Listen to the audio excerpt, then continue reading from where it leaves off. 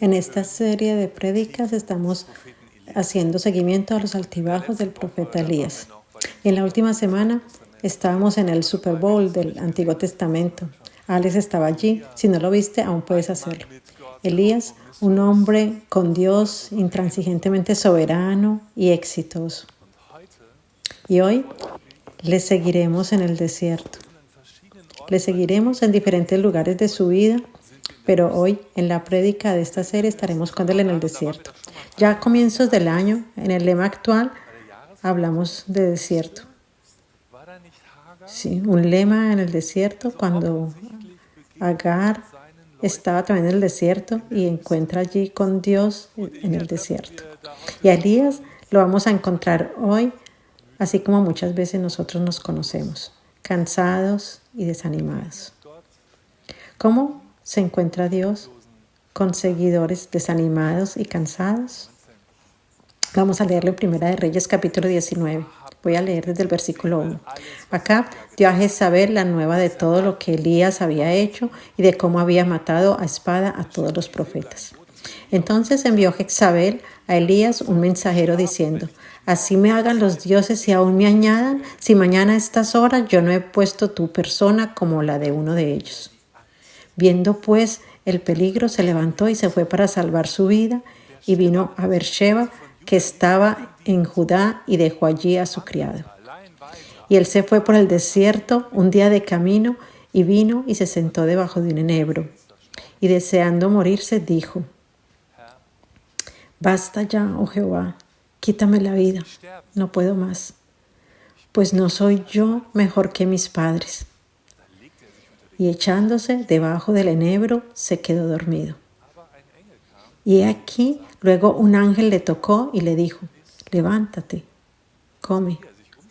Entonces él miró, y he aquí a su cabecera una torta cocida sobre las ascuas y una vasija de agua. Y comió y bebió y volvió a dormirse. Y volviendo el ángel de Jehová la segunda vez, lo tocó diciendo: levántate y come, porque largo camino te resta. Se levantó pues y comió y bebió, y fortalecido con aquella comida caminó 40 días y 40 noches hasta Horeb, el monte de Dios. Elías en el desierto. Elías bajo el arbusto. Yo traje un arbusto aquí de la región, pues sí, allá en el desierto se puede crecer hasta 2 metros de altura. El de Hornbach no está tan grande aún, pero nos podemos imaginar que estamos en el desierto. Y Elías está tendido bajo el arbusto y dice: Señor, ya no puedo más. Déjame morir. No soy mejor que mis padres. Las reservas de sus fuerzas están totalmente agotadas. Para entender mejor a Elías, primero tenemos que hacer un par de aclaraciones. Un amigo mío tiene un gato y la familia de mi amigo le da al gato nombres que se ajustan un poco al carácter del mismo. Y este gato se llama Dusk. Significa algo así como penumbra. Es un gato muy lindo, muy tierno, pero cuando entra en la habitación, entonces siempre hay algo de penumbra en ella, en la habitación, como una depresión, algo melancólico, triste. Él me envió mensajes de voz contándome cuando recogió al gato, pero les ahorraré esos detalles. Pero eso es como cuando el gato entra en la habitación, un poco deprimente. Mi amigo dice que la palabra gato quejumbroso, que ni siquiera la había conocido antes, pero ese sería el caso ahora, por así decirlo. Para mi amigo es importante. Dusk es la personificación de un gato deprimente. Algo así como la depresión, la penumbra hecha forma. Para esta prédica debemos tener claro: Elías no es Dusk. Nosotros también lo conocemos diferente. No es algo así como una atmósfera melancólica allí debajo de aquel arbusto que también puede desaparecer de inmediato, como quien tiene un estado de ánimo triste que viene y se va. Debemos tener claro, debajo del arbusto en el desierto hay una situación bastante seria. Estos estados de agotamiento deben tomarse muy en serio. La palabra burnout, síndrome del trabajador quemado, es una palabra relativamente moderna para algo que realmente existe desde hace mucho tiempo. Tenemos que ponernos en el lugar de Elías, en su caso, que no se trata de burnout. Otro amigo mío me contó que pasó por un burnout o agotamiento crónico y yo lo conozco como a un padre amoroso, un hombre de familia que es exitoso también en su trabajo. Pero en algún momento de su vida vino ese agotamiento por causas internas y también causas externas. Y la imagen de su historia me quedó grabada en la memoria. Me dijo, Cristian, algunos días conducía hasta el estacionamiento, me detenía allí y durante horas me quedaba allí y simplemente no podía ir más lejos. Y después de horas tenía fuerzas para seguir conduciendo de nuevo. Durante horas en el estacionamiento. La situación debajo de este arbusto de enebro para Elías era grave. La mayoría de las veces son los factores externos e internos los que se unen y nos agotan, y los externos son más fáciles de identificar que los internos.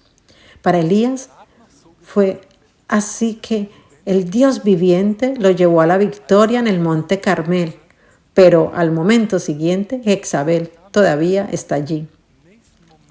Y nuevamente le envía a Elías una amenaza de muerte. Tal vez tú lo conoces, que has estado trabajando duro por mucho tiempo para una cita de una gran tarea y has racionado tus energías. Y cuando has logrado llevar todo a buen término y tal vez te va tan bien como a Elías en el monte Carmel, pero de repente los días posteriores ya no tienes la misma resistencia y ya está Jezabel directamente después de la victoria en el monte Carmel, todavía poderosa, y envía una amenaza de muerte. Y cuando tú te has esforzado para esa cita y has racionado tus fuerzas pensando de alguna manera, sí puedo hacer eso, entonces puedo recuperar un poco el aliento. Elías habría necesitado un descanso en ese momento, pero ahora está Jezabel todavía allí. Y eso es muy agotador. Si te das cuenta que a pesar de tu compromiso, la situación de alguna manera no ha cambiado, los factores externos todavía están ahí, es realmente agotador. Elías en realidad necesitaba un descanso y luego obtiene estas amenazas de Jezabel y tal vez se sintió así, como ese fósforo quemado en el medio. Burned out. Factores externos, pero también hay factores internos. En una investigación sobre el agotamiento no se trata solo de los factores externos, también hay factores internos. Los factores internos de Elías. Él también está agotado por su propio impulso interno. Dice, Señor, yo no soy mejor que mis antepasados. Elías se enfrenta a este impulsor interno, ahora que está en crisis. Él tiene que ir al desierto primero, debajo de ese arbusto, para reconocer que todo el tiempo es el problema de su negocio. Hay un factor interno que le ha impulsado y luego dice, no soy mejor que mis antepasados. Pero Elías, ¿quién te ha susurrado eso? ¿Que tú deberías vivir tu vida superando a tus antepasados? Porque tendrías entonces que evocar hitos inolvidables en el paisaje de la historia para superar a todos tus antepasados. Eso es bastante agotador. Elías y tales impulsores están en su mayoría sentados bastante profundo en el guión interno. Pero creo que eso es también hace a Elías muy humano. Alguien escribió una vez un libro, Dios no necesita héroes. Pero sería lindo ser un poco héroe. Sí, compararse tal vez con el padre, la madre o los hermanos en la vida, con los vecinos, los colegas, o tal vez también en la comunidad, en la iglesia, con el empleado del mes, si tuviéramos uno. Todo el mundo se examina a sí mismo. Si acaso también tenemos esos impulsores internos. Dios es misericordioso. Hay factores externos e internos de agotamiento. Tal vez te sientas de la misma manera, que tu llama de energía todavía está parpadeando, o tienes una impresión que el cuerpo casi se ha ido, que el cuerpo desfallece. Y luego vamos a nuestras reservas. Entonces decimos, es decir, la situación es exigente. ¿Y es verdaderamente exigente o son nuestros impulsores internos o de alguna manera ambos al mismo tiempo? Dios, no puedo más. Tal vez lo has dicho antes. La Biblia informa realmente tan cerca de la vida, tan cerca, que Elías también está incluido en un artículo del Grupo de Trabajo para la Salud Psicosocial. Los autores escriben: el cansancio de Elías, el síndrome de burnout existió hace miles de años. Cansado y rendido, se queda dormido el profeta. ¿Y qué hace Dios ahora con su profeta cansado? Le envía un ángel y le lleva a Elías algo de comer y de beber. Creo que Dios tiene una mirada maravillosa para tu condición física y la mía. Bien podríamos imaginarnos a Dios con algo completamente diferente. Y creo que este texto es de alguna manera una prueba de tu imagen y mi imagen de Dios. Es precisamente en esta situación que uno podría imaginarse a Dios de alguna manera bien presentado, con un cronómetro y un lápiz afilado que anota nuestro esfuerzo, nuestro compromiso con otras personas. ¿Cuánto puede escribir al respecto de eso? Nuestro compromiso con la iglesia, ¿qué puede escribir Él allí?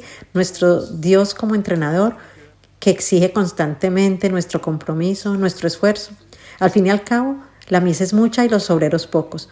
Uno puede caer rápidamente en una imagen de Dios donde Dios está en una fila junto al conductor, a nuestro impulsor, el impulsor de nuestra vida.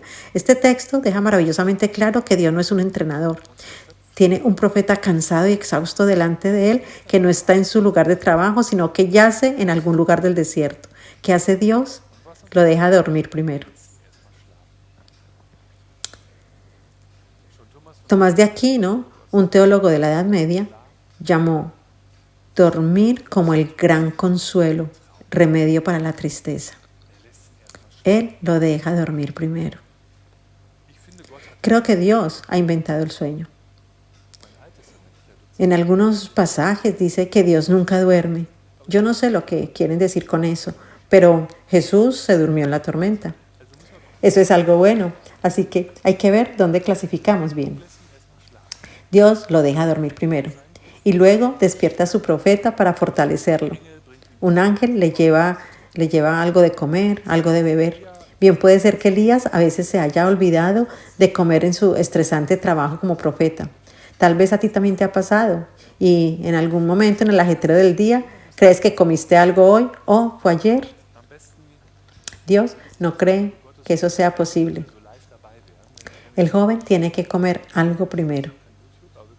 Entonces estaríamos allí en vivo en tiempo real. En ese momento no había YouTube, pero puedes imaginarte eso, un tiempo tan real en el desierto. Elías bajo el arbusto y muy lentamente se abre camino desde la posición acostado hasta la posición sentado y luego este pan plano comienza a comer y beber un poco de agua y luego volver a dormirse. ¿Te gusta su alimento despacio? Ahora se ha vuelto a dormir. Ahora tiene que volver poco a poco a trabajar en la montaña, o sea, ya que una u otra cosa se está acumulando mientras tanto con todo lo que hay que hacer en el reino de Dios, ¿verdad? Dios tiene tanto tiempo para este trabajador cansado. Él lo tiene, Él lo deja dormir una segunda vez, pero debemos imaginar también en tiempo real. Él está respirando tranquilamente, el pecho sube y baja y el tiempo vuela. Después de un cuarto de hora, se da la vuelta para el otro lado y no pasa nada más entre él y Dios. ¿Es que Dios lo deja dormir en paz? Luego de un rato, le envía un ángel de nuevo. Lo despierta y le pide levantarse. Elías, come y bebe porque tienes un largo camino por delante. Ajá. Ahora sabemos el camino largo. Ese definitivamente será el camino de regreso al trabajo. El largo camino de regreso que se ha acumulado en algún lugar, pero Dios tiene algo más en mente. Después del refrigerio, Dios no envía a Elías a una montaña de trabajo, sino a la montaña de Dios, al monte Horeb. Él debe caminar hacia el monte de Dios. Elías debe caminar primero. Más o menos lo mismo que los expertos recomiendan hoy a sus pacientes con agotamiento, es decir, ejercicio físico todos los días si es posible, medidas fisioterapéuticas, de preferencia una caminata saludable durante el día, un poco de ejercicio en primer lugar, actividad física, marcha saludable. En el mundo moderno se le llama Nordic Walking. Dios planea para Elías una caminata saludable por 40 días y esta marcha saludable va en dirección a un encuentro con Dios, pues va al monte de Dios. En total calma. Caminar en absoluta calma hasta el monte de Dios. En 40 días lo que podría haberse hecho fácilmente en 10 días. Así, esto quiere decir que caminó razonablemente tranquilo. Calculé que eran unos 8 kilómetros diarios, la distancia de una milla de Baden, día y noche. No necesitas para esto correr. Elías camina en total calma durante 40 días y a su propio ritmo. Ahora él camina a su ritmo. Tal vez sus antepasados caminaron más rápido, pero Elías está caminando ahora a su ritmo. Me parece que no es tan fácil caminar despacio, especialmente para mí, cuando a mí me adelantan. No sé cómo funciona eso de caminar despacio, no sé cómo lo sentirán ustedes. Nosotros a veces tenemos hasta pensamientos extraños. Bueno, especialmente cuando vas en bicicleta, montas y no piensas en nada y luego te adelantan y de repente pienso así, vaya, Cristian, ¿te vas a dejar adelantar así? Sí, y luego pedaleo más rápido y estoy feliz como un niño pequeño cuando estoy al frente otra vez en el próximo semáforo. Así que, por supuesto, no es que llegue bien, llego sin aliento. No diré ahora que es fácil. Llego al siguiente semáforo sin aliento. Ese es mi impulsor interno. Eso no es tan fácil caminar despacio. Esto lo hablo en sentido figurado, atraído por tu ritmo de vida. ¿Puedes caminar despacio? Elías corre su milla de Baden durante 40 días y noches. Tal vez sus antepasados caminarían más rápido, pero ahora Elías no está caminando más rápido de lo que puede. Tal vez te sientas de la misma manera. Estás viajando a tu propio ritmo. En el momento en que dices, hace 10, 20, 30 años habría sido mucho más rápido. Dios no tiene ningún estrés con eso. Y Elías tampoco tiene más estrés. Camina a su paso al monte de Dios. Día tras día, toda su vida lo había hecho para los demás. Y ahora, paso a paso, tiene tiempo consigo mismo y con Dios. Y luego no llega al monte de trabajo, sino al monte de Dios. Y lo que pasa allí, lo veremos ahora. Y allí se metió en una cueva donde pasó la noche. Y vino a él palabra de Jehová, el cual le dijo, ¿qué haces aquí, Elías? Él respondió, he sentido un vivo celo por Jehová, Dios de los ejércitos, porque los hijos de Israel han dejado tu pacto, han derribado tus altares y han matado a espada a tus profetas, y solo yo he quedado, y me buscan para quitarme la vida.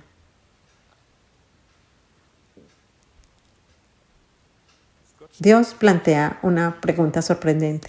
Elías, ¿qué quieres aquí? ¿Qué haces aquí? La pregunta es simple, pero también sorprendente porque él fue quien envió a Elías allí. Fue Dios quien le dijo que tenía que ponerse en marcha. Ahora viene y le dice, ¿qué quieres aquí? Dios le pregunta de todas maneras. Tal vez Él también te pregunta a ti y a mí hoy, ¿qué quieres aquí en este servicio, en este culto?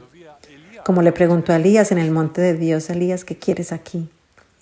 Y esta es la oportunidad de tener una conversación con Dios, de tener una conversación honesta. Podrías pensar, Señor, Dios, me gusta mucho venir aquí porque conozco tanta gente agradable.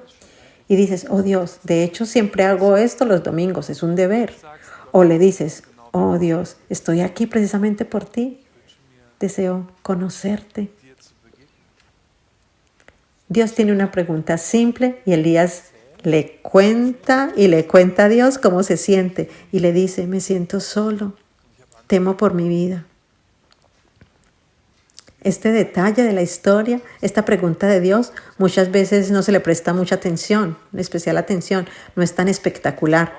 Pero esta pregunta a mí me parece tan ingeniosa que Dios preguntó a Elías en el monte de Dios lo que quiere. Y eso es también lo que preguntamos en el servicio hoy, porque estamos aquí en esta mañana. Y eso puede conducir a una conversación entre tú y Dios, donde le dices cómo estás y Él comienza una conversación contigo. Ahora llegamos ahora a la última escena, y esta es la más famosa. Dios le dijo, sal fuera y ponte en el monte delante de Jehová. Y aquí Jehová que pasaba y un grande y poderoso viento que rompía los montes y quebraba las peñas delante de Jehová. Pero Jehová no estaba en el viento. Y tras el viento un terremoto, pero Jehová no estaba en el terremoto. Y tras el terremoto un fuego, pero Jehová no estaba en el fuego. Y tras el fuego, un silbo apacible y delicado. Y cuando lo oyó Elías, cubrió su rostro con su manto. Un gran viento, pedazos de peñas que volaban. Así nos podemos imaginar a Dios, que Él echa fuera a los Jezabel y acaba con nuestros adversarios, con nuestros factores externos y que aclara la situación como por sí misma si Dios fuera el gran viento o estuviese en el gran viento. Pero esta vez Dios no está en la tormenta. Entonces los temblores, los terremotos que realmente tienen que sacudir las circunstancias que de alguna manera me molestan y así se reorganiza todo a mi alrededor, por así decirlo. Por los temblores de Dios, por su propia voluntad. Pero esta vez Dios no está en el terremoto. Y luego el fuego. Si Dios enviase su fuego y si cambiara las condiciones injustas de este mundo ahora y se consumieran con su fuego, probablemente esperaba Elías que Jezabel ya no tuviera su poder, pero todavía estaba allí, al igual que nuestros enemigos. Y el Señor no está esta vez en el fuego. Y mientras Elías está allí, de repente se encuentra con un silbido muy suave. La Biblia Reina Valera traduce como un silbo apacible y delicado. La Nueva Versión Internacional, un suave murmullo. Y la versión de Dios habla hoy, un sonido suave y delicado.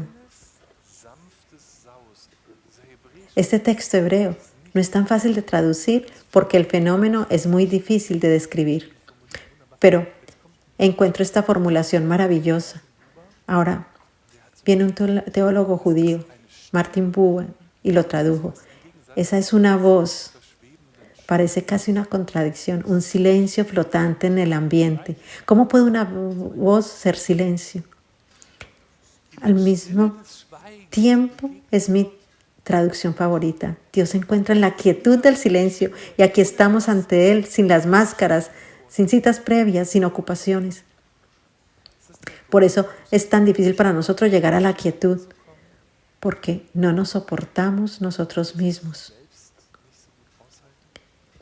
Dios nos lo muestra con cautela, no encontrándonos con fuerza ni violencia, sino en el silencio. En el silencio de Dios encontramos también nuestras contradicciones, las grietas de nuestra alma y también el hecho de que estamos bajo presión y estrés impuestos por nosotros mismos. Así que nos encontramos en este silencio a nosotros mismos, pero en este punto no estás solo contigo mismo, porque esa es la voz de Dios. En el silencio no estás solo contigo, sino que estás con Dios en esta quietud. Elías escucha un apacible y suave susurro, una voz de silencio flotante, y él supo, este es Dios. El texto bíblico lo expresa cuidadosamente. No dice más que Dios no estaba en el silencio. Antes decía que Él no estaba en la tormenta, no estaba en el fuego, no estaba en el terremoto. Pero ahora simplemente ya no dice que no estaba en el silencio, y el segundo es que Elías cubre su rostro, y solo eso nos muestra que Dios está aquí ahora. El texto es tan cuidadoso de hablar de esta presencia de Dios. Por lo tanto, la pregunta es si un observador de esta escena, un tercer observador, habría percibido a Dios en absoluto. Si lo hubiera visto siquiera, quizás no lo hubiese sabido. Dios en la voz que escuchas, que los otros podrían no escuchar, y encontrarse en el silencio. Y en el silencio podemos entender que está con nosotros todo el tiempo, incluso en medio del ruido. Quizás Elías hablará de esto más adelante, de este encuentro con Dios, Padre, o tal vez sobre su agotamiento. Y tal vez también lo logremos nosotros, compartir nuestras experiencias en el desierto. Sí, tus experiencias a través del desierto que pasaste también con Dios. Tenemos 2 ofertas para ti en este culto. En el tiempo de adoración, la primera es, tenemos de aquí adelante agua y pan. No es la Santa Cena, sino otra cosa, porque creemos que Dios no solo provee a los grandes profetas con pan y agua, sino a todos y cada uno de nosotros.